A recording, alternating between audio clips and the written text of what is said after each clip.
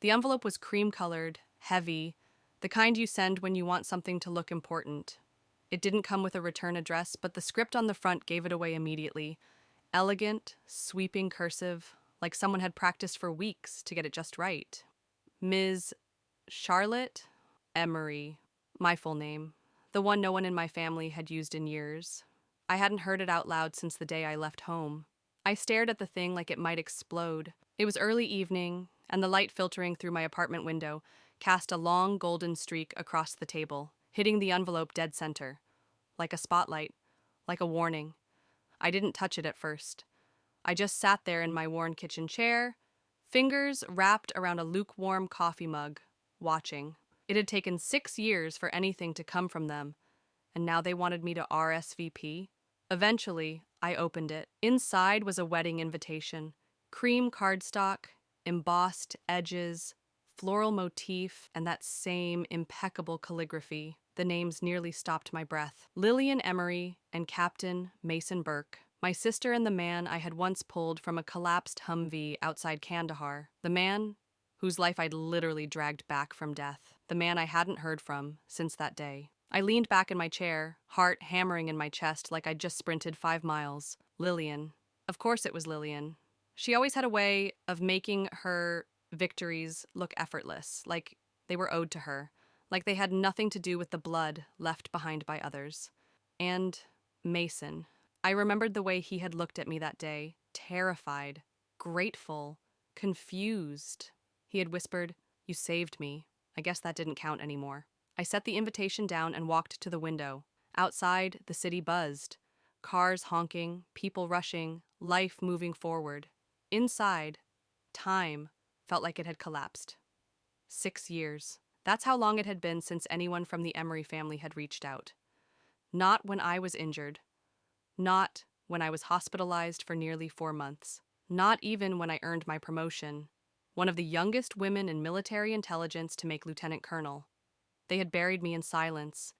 And now they wanted me to sit at a white-draped table, clink champagne glasses, and smile for photos? A note was scrawled at the bottom of the invite, just 4 words. "Please behave this time." My mouth curled into something between a laugh and a snarl. That was how they remembered me. Not the soldier, not the survivor. Just the girl who said too much at the wrong time. The one who refused to look pretty and polite while being disrespected. The only thing worse than being forgotten is being remembered wrong. I took the invitation and pinned it to my fridge with a magnet that read, "Do no harm, but take no shit." That night, I couldn't sleep. I lay in the dark, listening to the occasional buzz of the fridge, the distant siren outside, the thrum of my own pulse. Images flooded me. Mason, bleeding and unconscious. Lillian standing on a podium at our high school graduation, taking credit for a speech I'd written. My mother's hand squeezing my shoulder hard at Dad's funeral, whispering, "Keep your mouth shut. Today isn't about you." Every memory was sharpened by that single phrase. Please behave this time. They wanted a prop, a placeholder, someone to nod politely, sip quietly, and disappear back into obscurity. They didn't want me not really, but they were going to get me anyway. Not the version they remembered, not the version they feared, the version they created. I sat up in bed, reached for my phone, and opened the travel app. "Destination?" it asked. I typed Charleston, South Carolina. I hadn't been home in 6 years, but I was about to. The day my name was erased didn't come with explosions or slamming doors. It arrived like a whisper, quiet, casual, coated in sugar, the kind of moment you don't realize has gutted you until days later when you're still bleeding. It was a Tuesday late spring. I was sitting across from my CO at Fort Carson, still healing from the shoulder wound I'd taken during my last deployment. The paperwork on his desk was stacked high, but the man's eyes didn't lift from the top sheet. "I'm sorry, Emery," he said finally. "The promotion's on hold. They flagged your file." My heart didn't race, my face didn't twitch. Years in uniform had taught me to contain, but inside I was a storm. "Flagged for what, sir?" He rubbed his temple. "Anonymous letter. Accusations about embellishing your deployment reports." Someone claims you weren't even in Kandahar during Operation Clay Ridge. I laughed, just once. Short and bitter. Sir, you saw the footage. You signed off on my Bronze Star yourself. I know, he said quietly. But once it's on the record, protocol demands a review. Until we clear it, everything's frozen. I walked out of that office with hands that didn't shake, with a chin that didn't drop. But inside, something began to rot. No one questioned my integrity in person. They didn't have the spine. But somewhere, someone had slipped a dagger into my career, then disappeared into the fog. I had my suspicions. One in particular. I called Lillian that night, first time in 2 years. She answered on the third ring. "Charlotte," she said, like she was surprised I still had her number. Wow. "Hi. This is unexpected. You talked to anyone in DC lately?" A pause, then laughter. "Is that why you called? Paranoia's not a good look on you, sis." She always said sis like it was a leash. "I'm serious. Someone's trying to sink me." "Well, maybe you made enemies, Charlotte.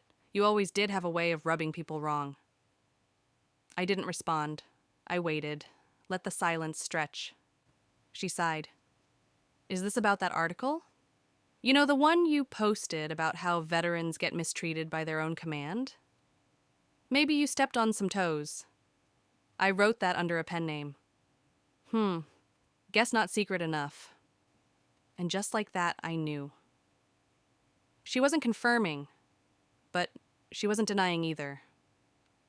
The way her voice curled around the word secret, the gleam I could picture in her eye. She had always been good at that, wounding without leaving fingerprints. "I'll figure it out," I said, low. "I'm sure you will. You always do. Anyway, I've got dinner with Mason tonight.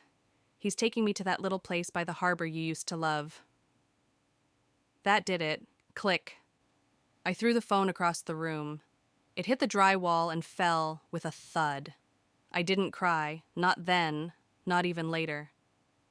But something inside me began to harden.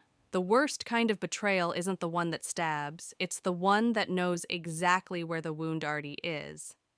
And presses. Over the next few months, I felt the fallout. Emails went unanswered. Meeting invites postponed. Conference appearances canceled without notice. I'd gone from fast track to ghost. I spent days combing through my own file, trying to find where the smear had seeped in. There were no names, just redactions, just shadows. I started sleeping in fits, dreams riddled with desert wind and explosions. In one, I was crawling again toward Mason, blood everywhere, limbs numb. He looked at me and mouthed, "Why?" I'd wake gasping, heart thudding like a drumbeat in a funeral procession. Then one afternoon a package arrived, no return address. Inside, a single photograph. It was me, crouched beside Mason's wounded body, covered in ash and dirt, eyes locked on the camera like I had seen death and told it to wait. The image wasn't flattering, it was truth. Tucked behind it was a note. "They can't erase what you survived. S." No signature. Just an initial. I stared at that photo for hours, and for the first time since the betrayal, I felt it. Rage. Not the wild, flailing kind, the cold, burning sort, the kind you press into steel, the kind that makes you pick up the pieces and build something with sharper edges. I began collecting everything: flight logs, testimonies, scans of my commendation letters, news clippings, internal memos.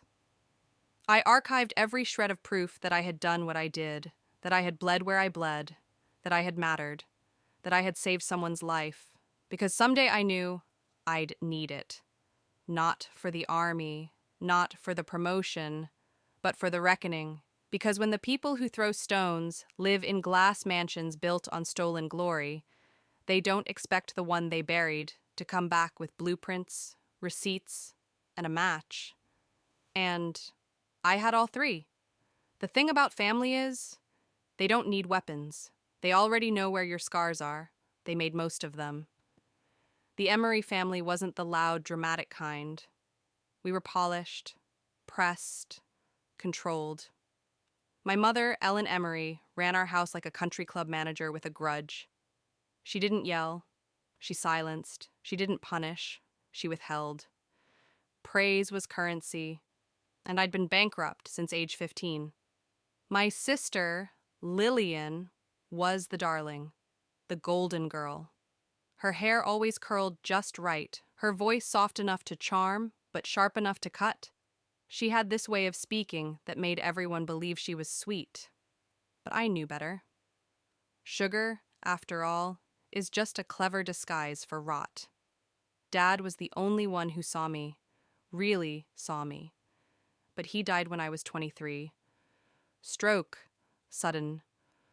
One week I was in Kabul, the next I was flying back to Charleston in dress blues, sitting alone in the last pew while my family played their parts in front of a grieving town. No one saved a seat for me. I stood during the service, didn't cry, didn't blink, and when Mom pulled me aside afterward and said, "You shouldn't have worn your uniform, it made everything about you," I didn't reply. I just left. That was the last time I saw her in person, until now. The wedding invitation had forced open doors I'd spent years keeping locked, and every time I tried to ignore it, another memory pushed through like steam from a cracked pipe. Lillian wasn't just marrying Mason, she was rebranding him. She'd taken my trauma, my past, my silence, and dressed it up in white lace and flower arrangements. I found her wedding website. Lillian and Mason met during a veterans fundraiser in Savannah. Their shared passion for service and resilience brought them together. Shared passion? He wouldn't be alive if it weren't for me, and she knew that. Every page had curated quotes about love, community, healing. Healing? From what? My absence? She had posted an old photo of her and Mason at the beach, smiling like they'd never tasted grief. The caption read, "Two souls who found each other at the perfect time." The perfect time? After she helped erase mine? But it wasn't just Lillian. My mother had become a kind of local figure, volunteering, fundraising, putting on luncheons where she gave speeches about overcoming hardship while pretending I didn't exist. People believed her because she never said, "I don't have another daughter." She just never mentioned me at all. That's how you erase someone in public. You don't denounce them. You starve them of mention until they fade. I called my cousin Reagan, one of the few who hadn't dropped off entirely. "Did you know about the wedding?" A sigh. "Yeah, I didn't know how to tell you. Your name wasn't on the list." I figured. "They're saying you, well, chose not to come around, that you isolated yourself." I laughed. "Right. Like I had a place to return to." There was a pause. Then, softer. "You should come." "To what? A pageant for Lillian's new life?" "To show them you're not gone." I didn't reply, but that night I pulled out the memory box I'd hidden in the back of my closet. Inside were a few things I couldn't burn. My dad's cufflinks, a handwritten note he'd left in a book he gave me before my first deployment, and an old photo of Lillian and me on our bikes. 10 years old, knees scraped, grinning like fools. That photo hurt the most, because once upon a time she'd been my best friend. We shared secrets under the porch steps, planned road trips, dared each other to jump off the dock into the cold river water. And now she was the architect of my disappearance. I sat on the floor of my apartment, the invitation propped against my coffee mug, and I knew I couldn't stay away. Not to celebrate, not to forgive. I had to see how far they were willing to go to pretend I never existed, and when I showed up, uninvited, unacknowledged, I wanted them to feel it. because silence is only golden until it becomes a tomb. And I was done being buried.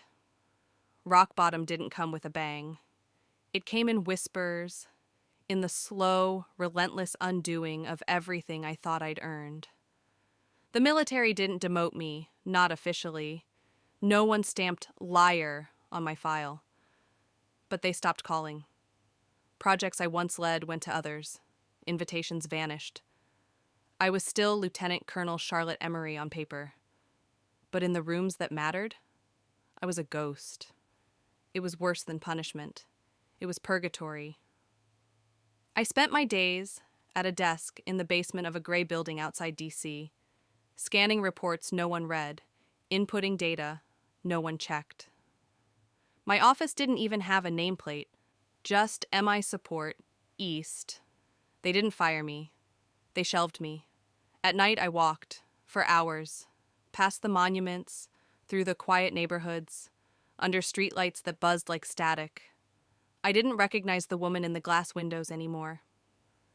Hair tied back, face expressionless, eyes like emptied drawers. The only proof that I'd once mattered sat on a shelf in my apartment. 2 medals, a faded photo of my unit, and a sealed file marked confidential. Inside that file were details of the mission that saved Mason's life, details that only a handful of people had ever seen.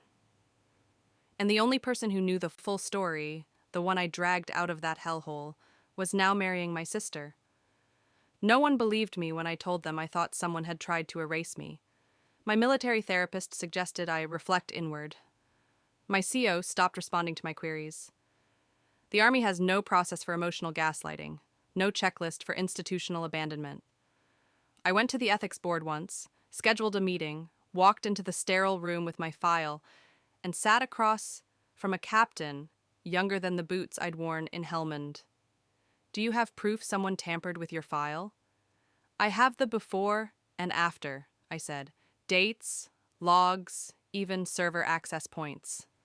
Do you know who submitted the anonymous letter? No, I lied. I didn't have proof yet. Just rage, just patterns, just my gut. He offered a polite smile, the kind you give someone before you escort them out. We'll keep an eye on it. In the meantime, maybe focus on personal healing. Personal healing, that's what they call it when you're told to shut up. I didn't go back. Instead, I stopped showing up to the support group. I stopped answering Reagan's calls. I spent hours sitting on my apartment floor, surrounded by copies of reports, flight manifests, transcripts, trying to build a timeline no one else would ever see. But the silence? It wasn't just from my family. Mason never reached out, not once. I tried to justify it for a while. Maybe he was being careful. Maybe he didn't want to compromise security. Maybe Lillian had poisoned him against me. But late one night I found a video, an interview he'd given at a gala. They'd named him Veteran Advocate of the Year. He stood in a crisp suit, smiling, polished, talking about duty and integrity and surviving war. Not once did he mention the name of the person who pulled him from the wreckage. Not once did he say I existed. That was when I cracked. I stood in my living room, shaking, heart pounding in my ears. I wanted to scream, to break something. But instead, I opened my laptop, and I typed out my resignation letter. I addressed it to the Department of Defense, copied my chain of command. It was formal, measured, bleeding between the lines. But I didn't hit send, because I realized something. They wanted me to fade, to disappear quietly, to prove them right. And I wasn't going to give them that. Instead, I closed the laptop and walked to my mirror. I stared at myself, at the woman they had tried to reduce to dust. And I made a decision. If they wanted a ghost, I'd become a ghost. But not the kind that vanishes, the kind that haunts. The day I decided to change everything, I didn't make a declaration. There was no montage, no defiant haircut, no symbolic fire. Just a quiet morning, cold coffee, and the bitter taste of being forgotten. I started with my uniform. It had hung untouched in the back of my closet for months, wrapped in dry cleaner plastic, like a corpse dressed for burial. I unzipped the plastic, laid the uniform on the bed, and stared at the medals. Bronze Star, Army Commendation, 2 stripes I'd bled for. They weren't decorations, they were reminders. I tried it on. It still fit. A little tighter in the shoulders, a little heavier with the weight of everything it had come to mean. Then I opened the laptop again, but this time not to write my resignation. This time, I started building a plan. I called Simmons. He answered on the second ring. "Thought you were dead." "I was," I said. "Getting better at resurrection." He chuckled softly. Simmons had served with me in Helmand. He was a quiet man, with a mind like steel and a memory like an archive. He'd been there through everything, and more importantly, he still worked high up in military public affairs. "I need a favor," I said. "What kind?" "Background searches, name traces. Specifically anything that touches my file from 3 years ago. Promotion block, anonymous letters, internal notes. I want to know who pulled strings." A pause. "You're serious." "I'm done being erased." Simmons didn't ask why. He just said, "Give me 48 hours. That was the first step. The second was physical. I joined a gym not far from my building. Not for vanity, for discipline, for structure.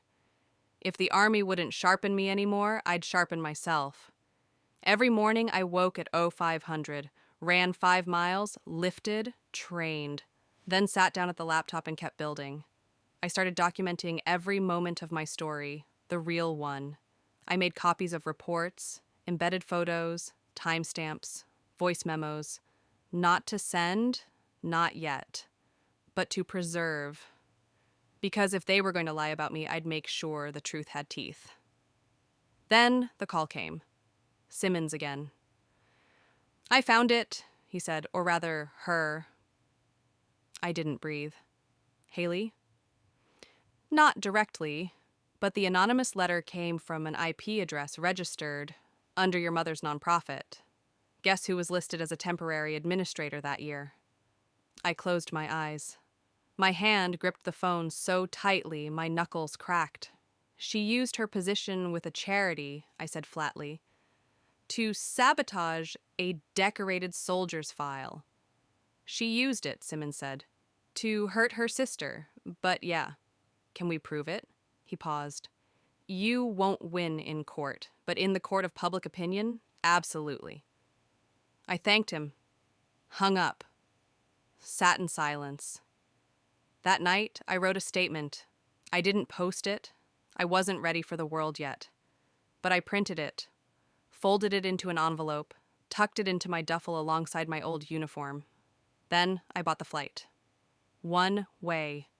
Charleston. It felt strange to see the confirmation email land in my inbox. Stranger still when I realized I felt nothing. No dread, no excitement, just calm. I wasn't going to scream or throw punches or demand an apology.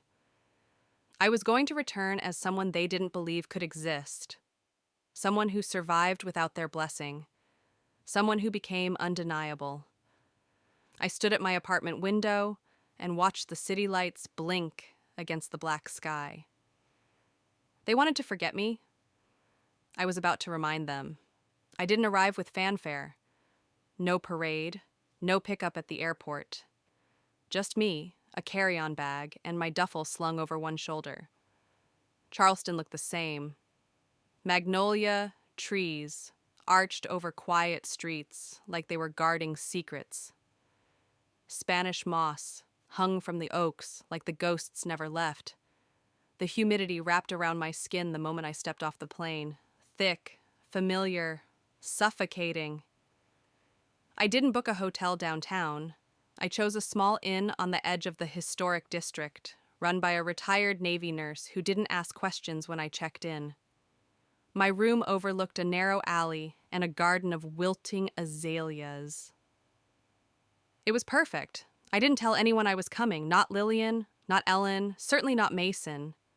The wedding was 3 days away. Until then, I walked the old streets in civilian clothes, jeans, boots, a soft, gray tee, sunglasses low, hat brim pulled down. No one recognized me. Why would they? I'd been written out of every version of this town's memory that mattered. But I remembered everything. The cracked sidewalk where I scraped my knees, chasing Lillian. The old cafe where Dad used to sneak me brownies before dinner. The church, St. Augustine's, where the ceremony would take place. The sign out front read, "All are welcome." I almost laughed. The morning before the rehearsal dinner, I walked the block past the Emery house. It looked like a magazine ad. White columns, navy shutters, porch swing, flag waving at half-mast for some recent tragedy. The same hydrangeas bloomed in their perfect, pruned lines. Not a leaf out of place. Then the front door opened. Barbara Emery stood there, like she'd been waiting for me. She wore a beige sweater and pearl studs. Her silver blonde hair was wound tight, her spine straight as ever. We locked eyes across 30 feet of manicured lawn. She didn't smile. Neither did I. She stepped onto the porch. The screen door clattered behind her. "Charlotte," she said like the name tasted like vinegar. "Mother, you're early. I wasn't aware I had a schedule." She glanced toward the street. "You didn't RSVP." "I wasn't invited." A pause. "You're making this harder than it needs to be." "No," I said, stepping closer, voice level. "I'm making it impossible to ignore." Barbara's lips tightened. "Please don't ruin this for Lillian." That sentence, those exact words, I had heard before. At Dad's funeral, at the graduation Lillian stole from me, at the dinner where I first told them I was enlisting. Please don't ruin this. Translation, please disappear. I tilted my head. I'm not here to ruin anything. I'm here to watch. Watch what? How a lie dresses itself up in white and calls it truth. Barbara's face didn't move, but her fingers curled into fists. She's your sister. She's a traitor. The words hit like broken glass, not yelled, just dropped. Barbara swallowed. This is not the place for that. "No," I said, but it's where it began." She blinked, once, twice, then she said something I didn't expect. "He asked about you, Mason?" I looked at her, startled. "At dinner last month," she continued, softer, "when Lillian was upstairs trying on dresses. He asked if you'd be coming, said he owed you something." I didn't reply. Barbara straightened. "But that's not how weddings work. This isn't about debts." "No," I said. "This is about erasure, and I'm done being erased." I walked past her, down the sidewalk, boots crunching against the gravel path. I didn't turn around. I didn't need to. She didn't call after me. That night, I pressed my uniform. I'd been debating whether to wear it, whether the medals would look like a protest or a threat or a cry for attention. But now, I knew. It wasn't for them. It was for me. The body I bled for. The spine I straightened. The honor they refused to say out loud. The day of the rehearsal dinner, I arrived early. The venue was some overpriced country club on the river. All white columns and soft jazz playing from unseen speakers. I walked in through the back. The servers were moving like clockwork, placing wine glasses, folding napkins, preparing trays of shrimp cocktail for people who thought their cruelty was subtle enough to be invisible. I stood in the shadows for a moment, watching. Then I stepped forward. People turned. At first, no one knew what to say. Then, Lillian saw me. Her laugh died in her throat. She stood at the center of the room, wearing a blush pink dress and diamond earrings. Her hair curled into soft waves. Picture perfect. "Charlotte," she said, blinking, like I was a hallucination. I let my eyes rake over the scene. Then I smiled. "Please," I said, "behave this time." The silence after I spoke wasn't empty. It was electric. It hummed through the polished floorboards and into the bones of every person in that dining hall. Glasses stopped midair. Conversations froze mid-word. Even the string quartet paused, bows suspended above strings. I saw the color drain from Lillian's face first. Then I saw Mason. He stood behind her, wearing a navy suit and that same smooth expression he'd worn the day he gave his acceptance speech at the gala. But his eyes, they weren't smooth. They saw me, really saw me. And I saw something back. Regret. Lillian broke the tension with a practiced laugh. "Well, this is a surprise," she chirped, stepping forward. "I didn't know you were coming. You didn't RSVP." "I wasn't on the list," I replied. Her smile stiffened. "We must have had a clerical error." There it was. The spin. The story already preparing itself. I walked further into the room. All eyes followed me like searchlights. Ellen, Barbara, my mother sat at the head table. She hadn't risen. She stared straight ahead like if she didn't move, I might disappear. Mason stepped forward. "Charlotte," he said, voice low, even. I turned toward him, but didn't speak. Let him fill the space. His mouth opened, closed. Then finally, "I'm glad you came." That stopped everything. Lillian's head jerked toward him. "You knew she might come?" she hissed, loud enough for the people in the front to hear. "I hoped," he said. Lillian's voice sharpened. "You told me she was out of the picture." He looked at her, not angrily, just steadily. "That was your picture, not mine." It was like watching glass crack. Lillian turned back to me. "I hope you're not here to cause a scene. This is a rehearsal, not a reunion." I stepped forward. "No, a reunion implies something was lost and found. I was never lost. You all just stopped looking." A gasp from somewhere in the back. I turned slowly, taking in the room. "You remember the last time we were all together? Dad's funeral. No seat for me, no mention. Just me, standing in the back like an uninvited guest to my own bloodline." "Charlotte," Barbara started. I cut her off. "You told me not to come in uniform because it made it about me. No, it made it about the truth that I served while you all silenced, that I bled while you all smiled." Lillian's voice quivered. "You always had a flair for the dramatic. And you always had a talent for theft." That landed. The room shifted. Whispers started. A few guests excused themselves awkwardly. I reached into my bag and pulled out the sealed envelope I had packed back in D.C. I walked it to the head table, set it down in front of my mother. "What's this?" she asked, voice brittle. "Proof of what you let her do, of the anonymous letter sent from your nonprofit's network, of how it cost me a year of my life." Her eyes widened just slightly. Her hand trembled as she reached for the envelope, but stopped short. "I didn't," she began. "You didn't stop it," I said. "Same thing." Lillian laughed again, but it cracked at the edges. "You can't prove anything. It's anonymous." I turned to the crowd. "There are people here tonight, officers, former colleagues who were at Helmand, who saw what I did, who know what Mason survived because I was there. But you wanted to rewrite the ending." I looked straight at Mason. "You never told her, did you?" He didn't look away. "No." Lillian's eyes snapped toward him. "What is she talking about?" He was quiet for a long time, then, "Charlotte saved my life. She crawled through a kill zone to drag me out. I wouldn't be standing here if it weren't for her." The room held its breath. "I didn't tell you," he said to Lillian, "because I knew what you'd do with it. Turn it into performance, into PR." Her face twisted. "I'm your fiancé!" "And she's my commanding officer." That detonated. A murmur rose like a tide. Someone gasped audibly. One of Lillian's friends spilled her wine.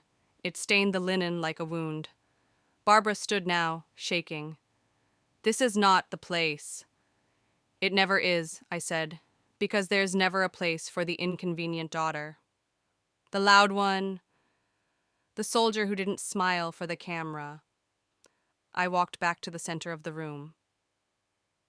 "Do you know what it feels like," I asked, "to survive war, only to come home and realize your family did more damage than the enemy ever could?" Silence. I scanned the room, the cousins, the former classmates, the family friends. "You watched them erase me, and you let them." Lillian's voice cracked. "This was supposed to be my night." "It still is," I said. "Just not the way you planned." Then I turned and walked out. No one followed. I didn't sleep that night. I lay in my room at the inn, staring at the ceiling fan turning above me in slow, even circles. My heart wasn't racing anymore.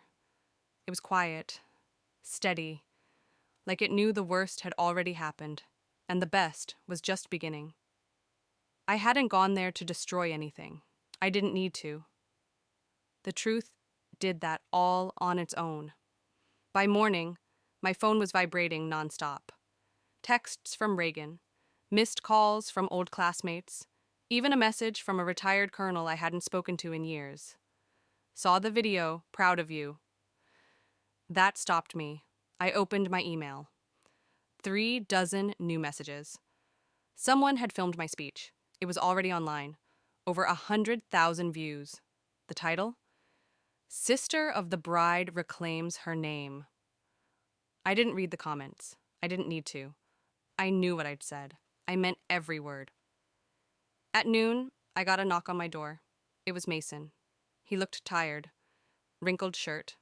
Dark circles under his eyes. "Can I come in?" I stared at him a moment, then stepped aside.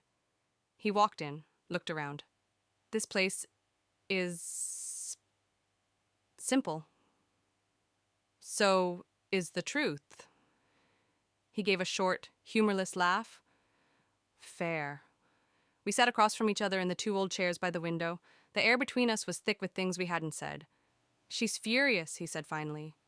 "Lillian, I mean, she should be," I said. "She got caught." He rubbed his hands together.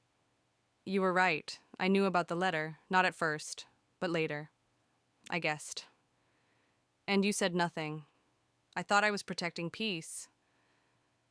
"There's no peace in silence, just rot." He winced. "I know." I watched him, this man I'd once carried, bleeding and broken through gunfire and smoke, the man I'd saved with my hands, my voice, my will. He looked small now. Not weak. Just reduced. "You said I saved your life," I said. "You did." "Then why did you let them take mine?"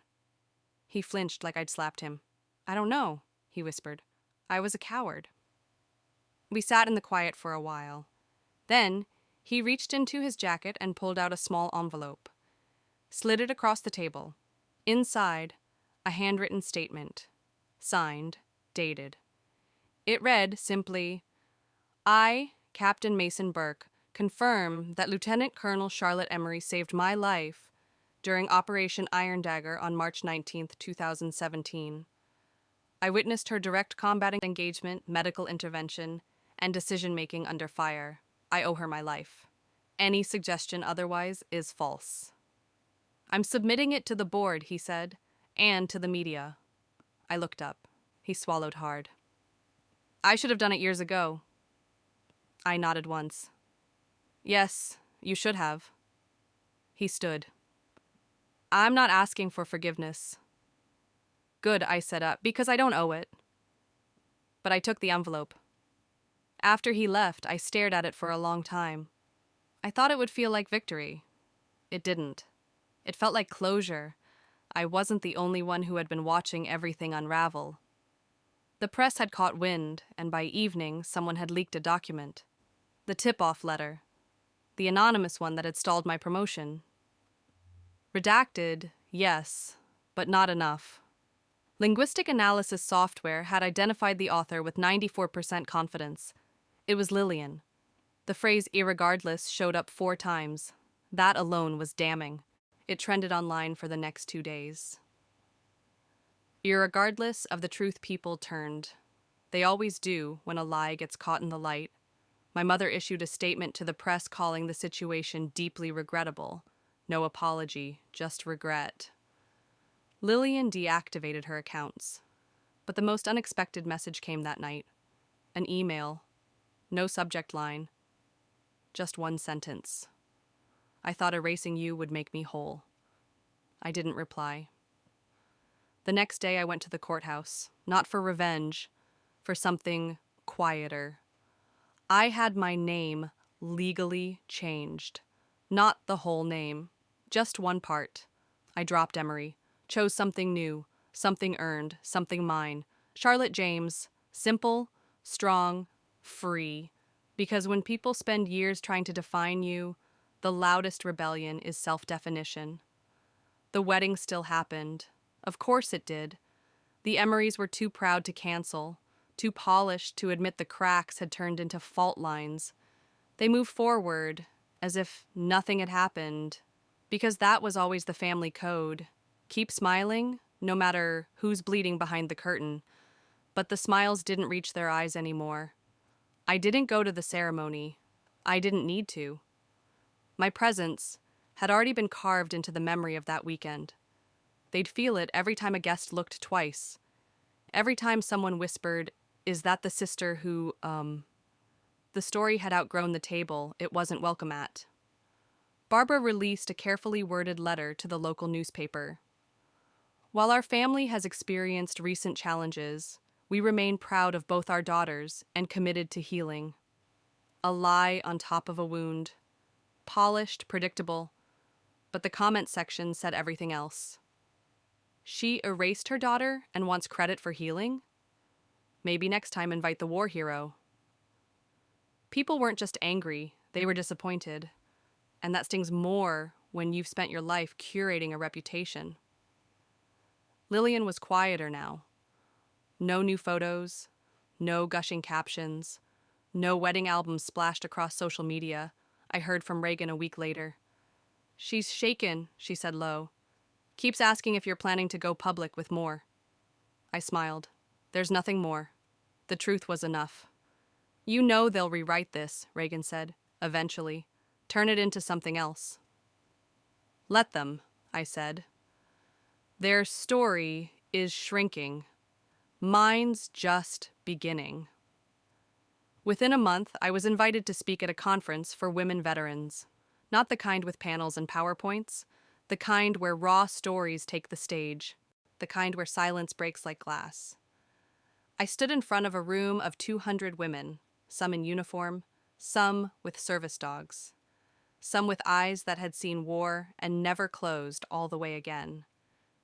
And I told them my story, not the sanitized version, not the press-ready summary, the real one. I told them about betrayal from the people who were supposed to love me, about being erased from my own narrative, about crawling through a minefield only to come home and find another one waiting, in my own family. When I finished, the room was silent, not from discomfort, but from recognition. Then someone clapped, then another, and suddenly the room was standing, not cheering, just standing, upright, present, counted. It was the most honest applause I'd ever heard. Afterward, a young woman approached me. She couldn't have been older than 20. "My mom cut me off when I enlisted," she said. "Said I was ruining my future. I haven't spoken to her in 2 years." I nodded. And now I know I'm not alone." I squeezed her shoulder. "You're not." The truth is, I didn't need them to apologize. I didn't need a headline or a medal or a footnote in their story. What I needed, what I fought for, was to reclaim my name, my place, my voice. Mason sent a letter, weeks later, a real one, handwritten. He said he'd filed for annulment, Said the marriage had been rushed, manufactured, a beautiful facade built on broken bricks. I should have known better, he wrote. But I see clearly now, you gave me life once. This time, you gave me clarity. I folded the letter and put it away. Not because it meant anything romantic, because it meant someone finally understood. Barbara never reached out again, but I did receive a package one afternoon. No note, no return address. Inside, a photo of me and Dad from years ago. It didn't make me cry, it made me breathe. Because even ghosts can be seen if you turn toward the light. I stood on the edge of a cliff in Maine as the sun slid down behind the pines. The wind carried salt and pine needles, and the Atlantic stretched out before me like a promise. I'd bought the cabin with savings I didn't think I'd ever use. It was small, quiet, a little crooked in the foundation, like me. But it was mine. Every stone, every creak in the floorboards, every window pane that caught the morning light just right. I didn't run from Charleston. I walked away, on my terms, because that's what healing really is. Not a bandage over a bullet wound, but a decision to stop reopening the scar every time someone else needs a version of you that fits their comfort. They said I ruined the wedding. Funny, what I really did was ruin the story they'd been selling for years. The one where I was the mistake, the liability, the family secret dressed in medals. They never expected me to speak. They never imagined I'd be heard. And now? Now my name is whispered with respect. Not because I screamed for it, but because I made silence heavy enough to crush. I started something too, the Resilience Project. It wasn't official, not yet. But veterans from across the country were reaching out. People who'd been betrayed not by the enemy, but by the people who claimed to love them. Sisters, parents, spouses, commanders, the quiet cuts. I taught them how to trace them back, how to hold people accountable. Not with rage, but with proof, with presence. I never made it back to active duty. Not because I wasn't cleared, but because I didn't need to anymore. I was done serving a system that made me fight 2 wars, one abroad and one at home. Now I serve differently. I speak. I write. And when someone asks me why I did it, why I confronted the family, exposed the lies, stood alone in a room of people who wished I'd disappear, I tell them this. Because sometimes the only way to survive being erased is to write yourself back in. Permanently. Engraved, not penciled. The sun dipped lower. The last of the light brushed against the water. Somewhere behind me, the wind rattled the wind chime I'd made from shell casings. I didn't flinch. Because I don't live in fear anymore. Not of rejection, not of silence, not even of my own reflection. Because she, Charlotte James, is finally someone I recognize, someone I respect. And when the world asks what kind of story this was, revenge, justice, survival, I say no, it was resurrection, and it was beautiful.